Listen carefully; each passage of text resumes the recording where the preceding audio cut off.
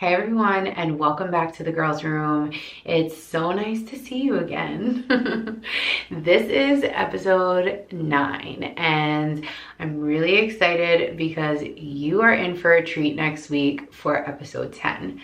I'm marking that as a milestone episode in this journey that I'm on, and for all of you that are with me on it, thank you so much. It's so cool to see how much it has grown in 8 weeks. So it's really cool. Now I'm over 40 followers on Spotify, 30 subscribers on YouTube, over 200 something plays on Spotify, which I've been told is a really good number for a podcast that is not heavily promoted and does not have a famous face behind it or famous brand behind it. So that's really cool. I have over 3,000 Spotify impressions, and yeah, okay, I'm done. I'm done hyping myself up. It's been really cool because I wasn't expecting it. And I do know a lot of people, but that doesn't necessarily mean that they want to listen to me talk for 45 minutes every week. Sometimes you got to find your crowd. So yeah, thank you so much for everybody that has tuned in and given me the time of day, given me any sort of platform to speak on, and for giving me feedback every week. I appreciate it. Most of the feedback is positive, and the constructive feedback I love as well, because my friends are taking notes. They're taking notes and they're telling me what I need to do different, what I need to do better, and I'm absorbing all of it and trying to apply it each and every week. So thank you so much. I have 2 special guests next week, and it's gonna be a lot of fun. I started editing it already, and it's pretty hectic and chaotic, but you can get an inside look of what it's like to hang out with me and my girls in the girls' room. And I think you guys are gonna like it. I hope to have more guests on. I do have a list, and those people know who they are. Just need to figure out schedules, timing, all of those things, because it's hard to get everybody together all the time. And I have some really cool friends. I really do. I'm lucky. And all of them have reached out to me in support. I have a lot of friends in the entertainment industry that have lent a helping hand, that are going to help me try to grow this even further.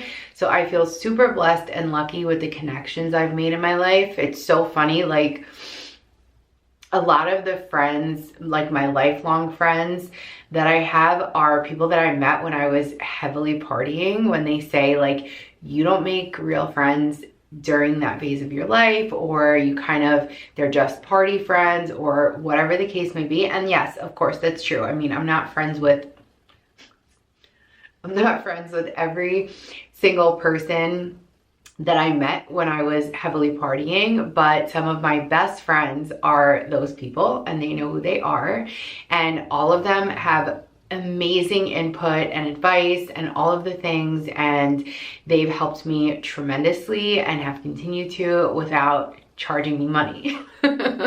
So I am extremely blessed and grateful, and I can't wait to also have them on the podcast. So yeah, that's just a little update on where we are in this journey, because I've been sharing this journey with you since I started, about where I'm at and how it's going, and it's going really well. And I think you can tell just from watching me that I love making this kind of content. It is really fun. So stay tuned. Don't forget to tune in next week for episode 10. And yeah, if anybody knows how podcasts work, as far as are there seasons, how many episodes are in a season, I would love some input and feedback on that, because at some point I should probably take a break and just promote what I have. But I don't know when that point is. So, and I feel like every podcast is different, because I do listen to other podcasts. So I really have no idea, but whatever. We'll figure it out, just like we've been figuring everything out as we go, because I'm an on the fly kind of girl. Outside of that, this week so far has been good. Last week I talked a little bit about my ADHD journey and how I was going to try an app blocker tool so that I'm not doom scrolling. So I did start doing that. I downloaded an app and it's not allowing me to be on social media for more than like, I think it's an hour a day or something. And this app is like super strict. It like truly does not let you, like you gotta fight it to get into your apps. Like it's like no, and then it like says some quote to you that's like makes you feel bad about trying to be on the app. And then it tells you how many times they blocked the app from you that day that you tried to open it. So it's like Instagram, 5 blocks today. It's only been a couple days, so I don't have a full report, but yesterday I was super productive because I didn't have a choice but to be productive. And even if I have nothing to do, there's always something to do, whether it's cleaning up my apartment or just going for a nice walk outside or working out or something. There is something better I could be doing with my time than consuming a bunch of content, because it also, it's like overconsumption, and then you get like analysis paralysis where you're just questioning everything you do if you're someone that makes content, because you're comparing and, you know, you feel like you're not having original ideas of your own because you're like, am I just consuming this and that's why I'm making it? It's like prime examples when people talk about creators doing the influencer voice, which I really try my best not to do. Like I'll record my intro to every episode like 3 times, because if I notice that my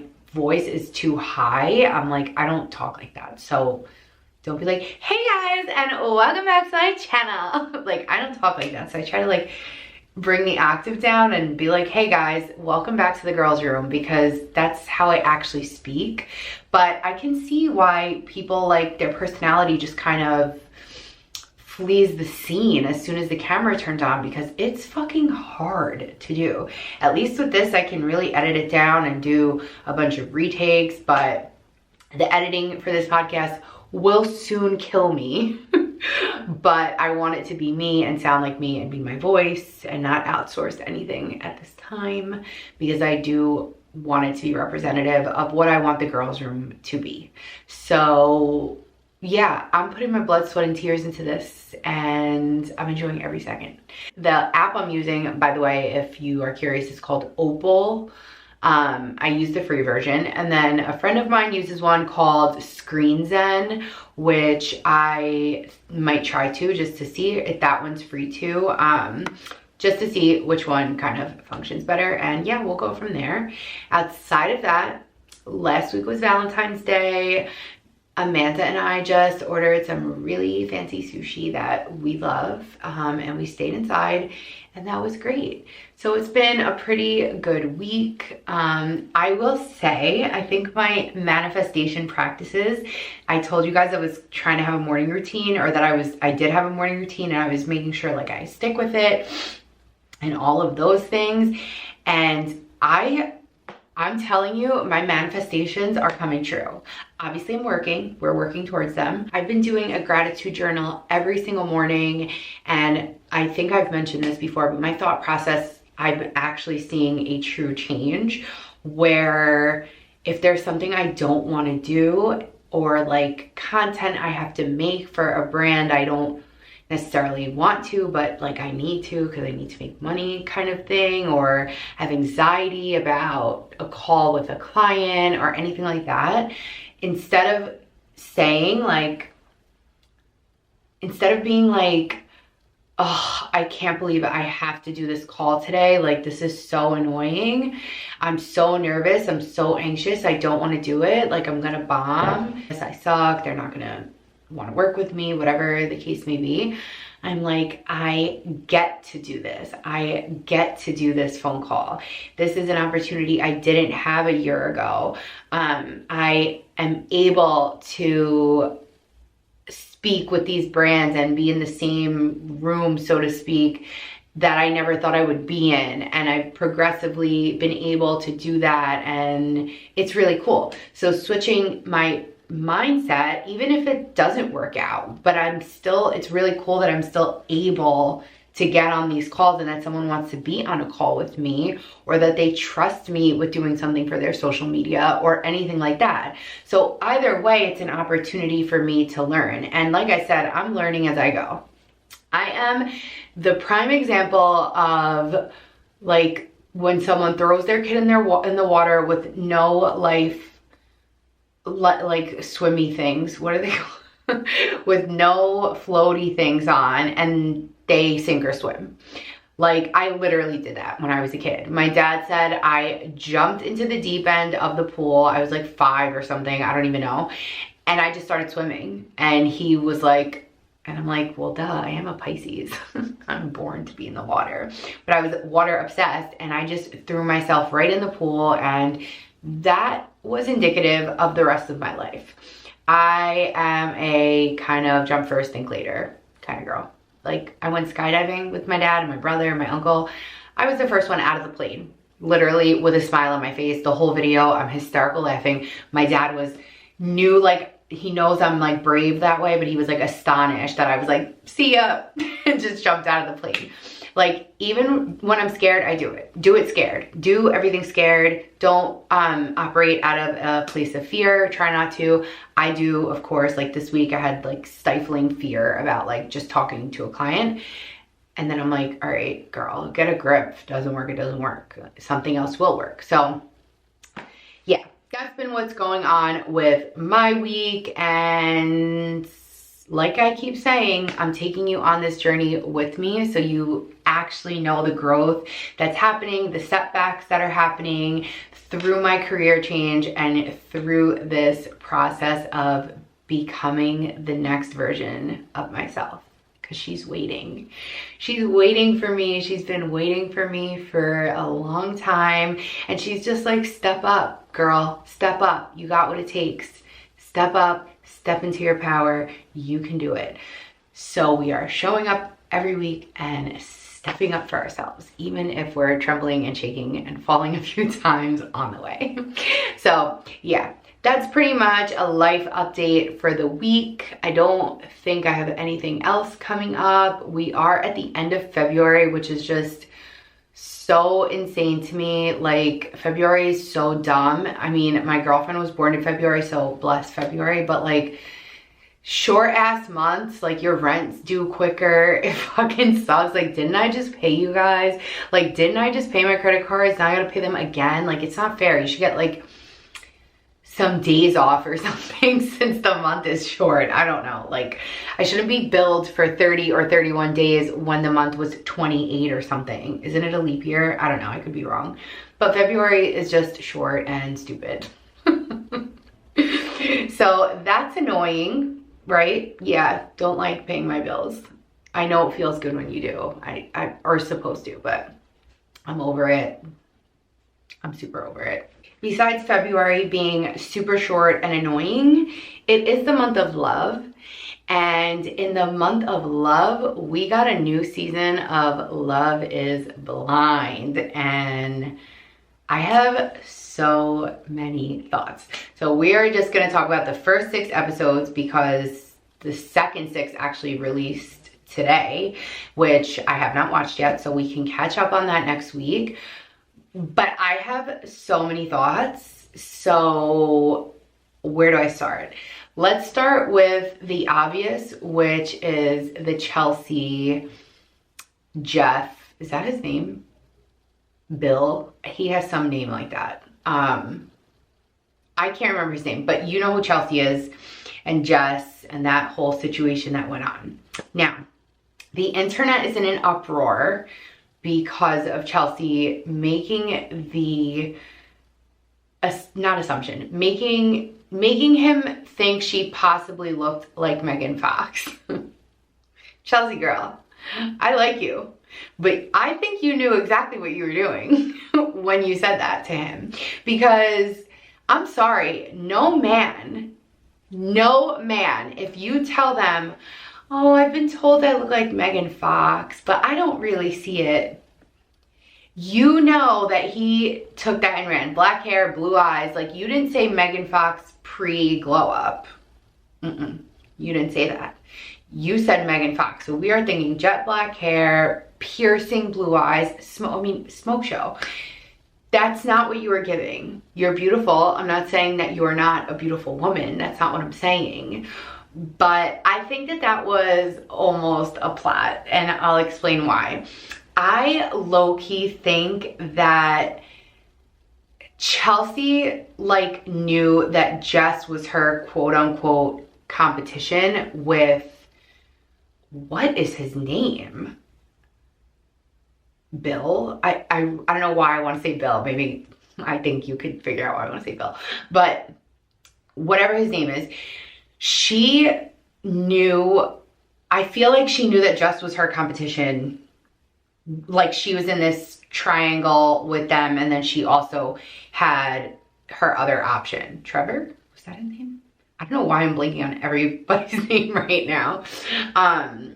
So I feel like she knew that Jess was like the other person, and then in some way it made it like a competition for her, because I actually do really like Chelsea and I liked her in the pods a lot, but she's very insecure and she is pretty, I think, like open. Like, she's said that she's insecure, and you can tell like that she is by the body language and the way she speaks on herself in a way that's like not necessary. She doesn't, you know, have to call herself a T-Rex and like all these things, but you make self-deprecating jokes when you are trying to like call out your own insecurity so that somebody else doesn't do it first.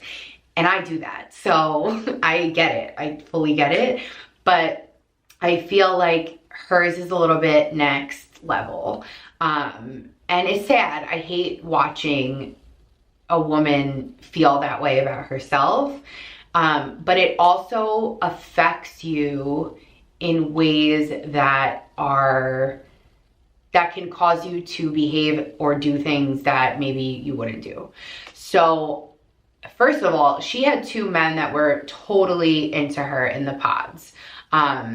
She clearly, outside of being a pretty woman, has a personality to offer, and that's the whole point of the show. She had two men that really wanted to be with her, clearly, and that says a lot. That means she was shining through her personality, and not everybody does. You know, a lot of people do rely on their looks and things like that. So whether it was conscious or not, I kind of feel like she planted that seed intentionally, whether she knew she did or she didn't, because in a way she kind of won, quote, we're just gonna use that because she didn't win. He wasn't, I don't think he's a prize, but she won over someone that looks like Jess, who's a fucking smoke show. First of all, Jess, I needed an Epi Pen when I saw you. So like, I was having an asthma attack when I saw you, and so I can't imagine what what's his face is going to do when he sees you, because he might simply pass away. Like, you were spot on with what you said.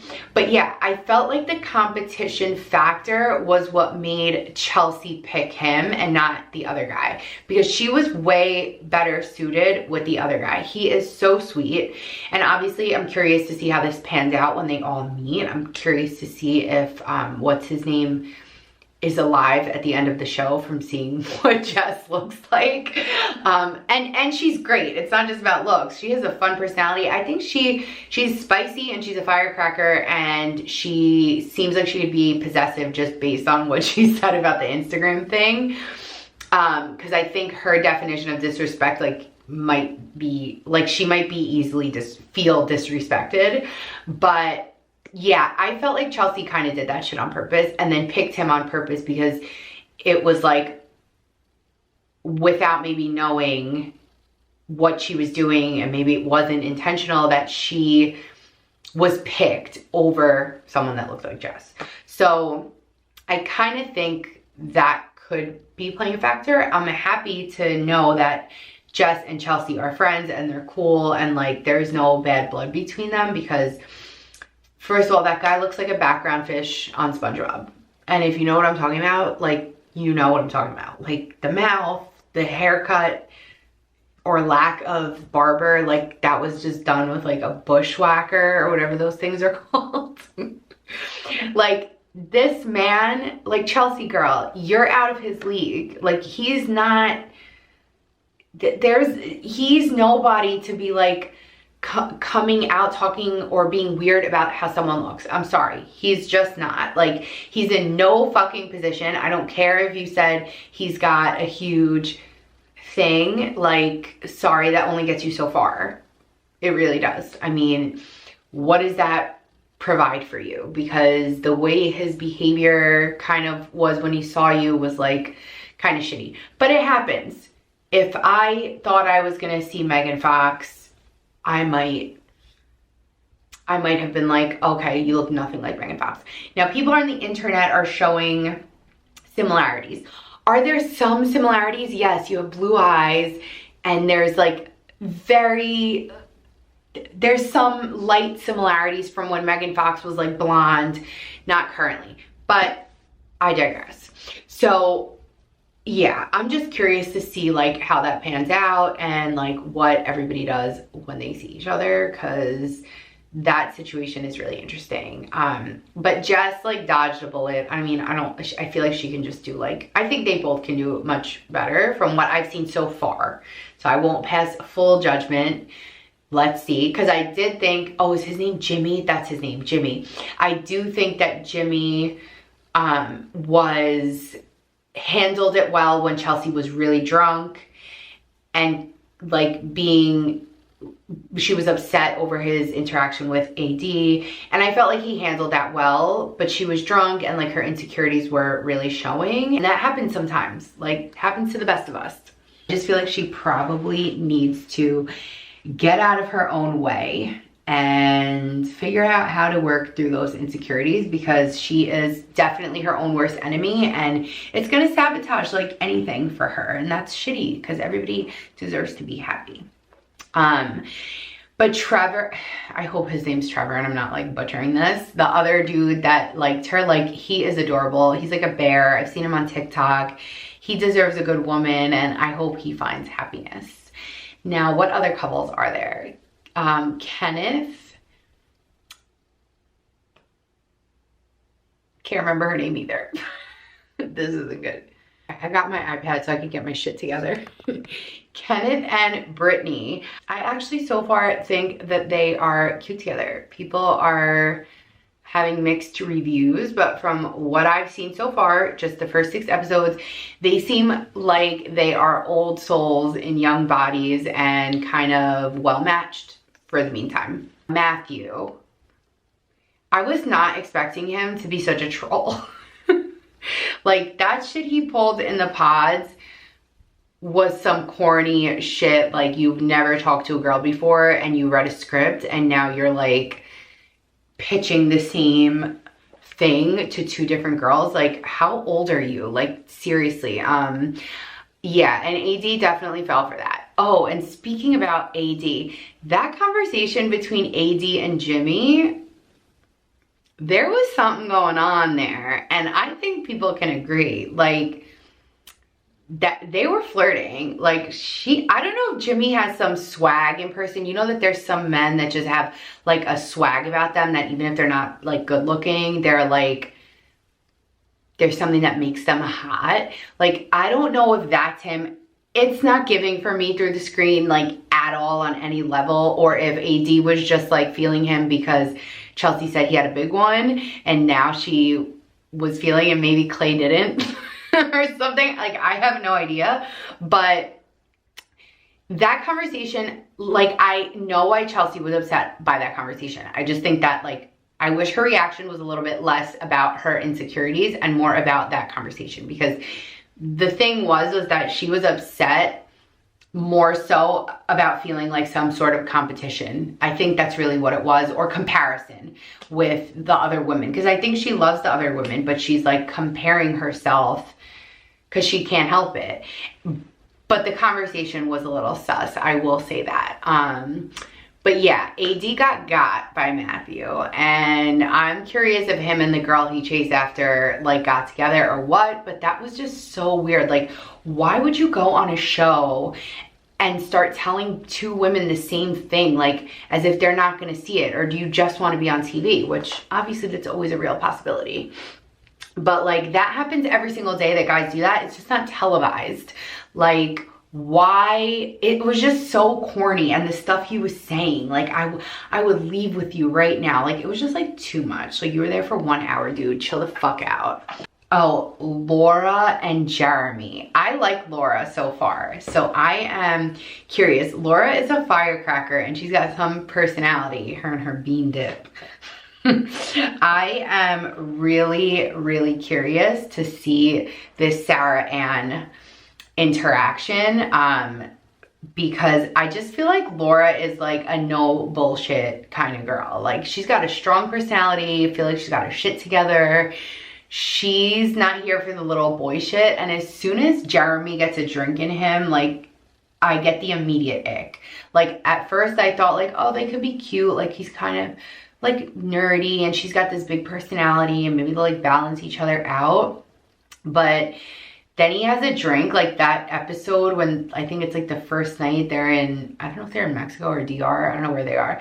They're on the honeymoon and he's like in the hot tub and she's like, oh, is this what I signed up for the rest of my life? And he's like blowing bubbles like in the pool. Like, it just was like very ick to me. And then the ruckus he called about the bean dip situation, like, I don't know. I like him sober, I feel like, but I'm curious to see about him and Sarah Ann, because we always want to know what happens with like the love triangle. And I forgot, Clay and AD. Now, the internet is talking about how they don't think Clay liked AD when he saw her physically, and I don't think he did either, and I didn't think he was going to. And that's not because she's a beautiful woman, but like, just from what he described, like, I could picture his type, and I just knew that like she wasn't gonna be his type. And I think that they are fun to watch, and like, AD is like, her body's insane, she's a beautiful girl, she has her shit together, but she does seem a little bit I don't know the word, like, I think gullible because of the whole Matthew thing. But I mean, again, she's there to find love, so she's being open, so I get it. But there is something that about them that's giving me like, I want to be on TV, which they all do obviously, but it just doesn't feel like super genuine to me. Like, I don't think they're gonna last, but I do love watching them. I think that they're the most like entertaining couple from what we've seen so far. So, but yeah, there's just something about them that's giving like not authentic. I think Clay for sure wanted to get on TV. And I think AD probably wants both, but yeah, there is just something very inauthentic. Same like Matthew. And that's not like always fun to watch, but they're fun together and they seem to be liking each other more. So, hey, you never know, maybe this will blossom into something, but I'm just like getting like fake vibes. I think they like each other. Like, it's fun to be around each other, but not like, I don't think they're in love. Like, AD liked him and then she was like off him completely, and then she was all for Matthew, and then like as soon as Matthew pulled that shit, she was like, doot, doot, doot, doot, doot, doot, take me back to the pod. Hey Clay, I forgive you. Like, girl, there's not just two options in the world. Like, you could find someone else. Like, look what Jess did. She was like, I'm out, I'm done, I'm not. Because sometimes people try and date other people, but she like knew that she was done. And then the other girl that Matthew fucked with that left, like, she knew she was done. They both said like, we're out, even though I think there's other people that you can try and like date. But both of them were not about that. But AD walked her fine ass right back to Clay. So, and I don't really feel like the feelings were strong there. I just felt like they were like vibing, but more like I was getting friends. So we'll see how that pans out. They're also all super young. Like, I always hate when they break up because like someone didn't want to get married, but they're actually like a good couple. And I'm like, why can't you just like not get married and stay as a couple? Like, I don't get it. Like, you don't have to. I get that's the point of the show, but like if you're just really feeling each other and you're freaked out and you're not on that page, then don't get married. Johnny and Amy, I mean, they seem like they actually really like each other and are into each other, but for some reason I just don't think it's gonna work because he gives me like the vibe of like he will always split a bill with you, and I feel like she's probably not into that. Is that her? Like, they look so different sometimes on the pictures. That's definitely her, I think. Yeah, he gives me like split the bill vibes, like let's go Dutch vibes, and I don't get that from her, so I don't think she's gonna like it. I wouldn't like it. Like, we literally just met and now we're getting married and you can't even take me to dinner. But this is speculation. Let's see if my senses are right. It is Pisces season officially, so my already strong intuition is like on 1,000. So I want to see how that goes, but yeah, that's the kind of energy I get from him. How old is he? He is 27, so we'll see what happens. Like, they're so young. It's almost like to the point where you're like, I guess maybe you all just want to be on TV. But some of them are from like, they're from like North Carolina and like places that are like that, where I think more suburban lifestyle, people get married younger, have kids younger. Whereas in New York City, like, it gives you permission to kind of like have 20 roommates till you're 40 because you can't fucking afford it otherwise. And that in turn keeps people super immature. And I know this because I hear a lot of dating stories from doing hair and clients and all of that.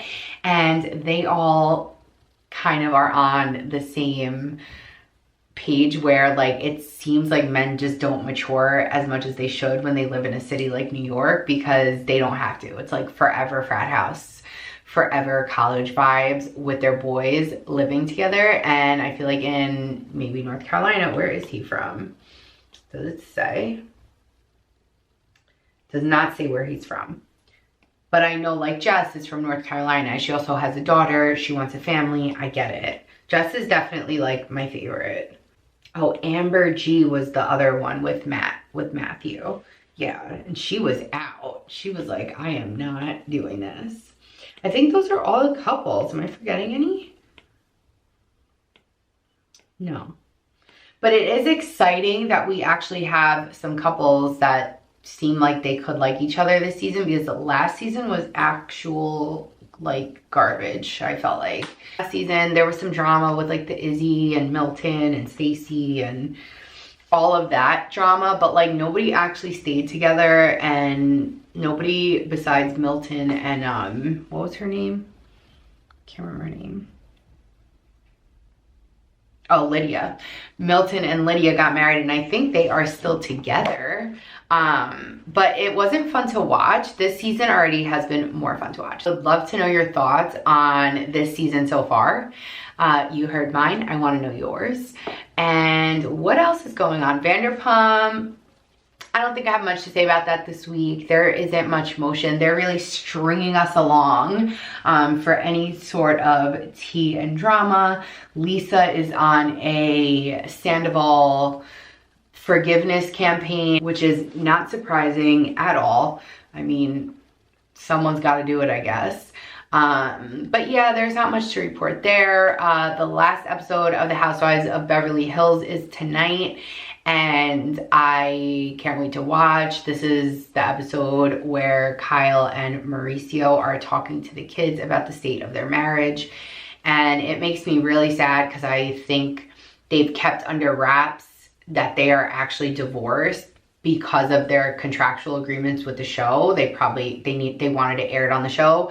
There has been so many obvious tells that things are not working out, but I do think that they are like, they were not able to confirm that they are no longer together just because of the contracts. And it makes me really sad. I love Kyle and Mauricio together. But I think Kyle's really stepping into a new phase of her life outside of possibly being a lesbian. I think she's sober. She's seeing clearly. And I think Mauricio was probably fucking around on her for years. They think they probably had some sort of agreement, you know, do what you want, don't let me find out. And she was busy traveling, drinking, doing all of these things. Kind of easier to turn a blind eye because she always wanted a united front. And I get that. I mean, they have a beautiful family. They were a beautiful couple, regardless if he was doing those things. But there have been rumors about him doing those things for years. And it's just sad to see like a family break up. And yeah, I really love them together. But let's see. We'll see if it's for sure or if they're teasing us with their, you know how they do that. They tease us on Bravo. We'll see if they're actually together or not, but I'm thinking that they're not.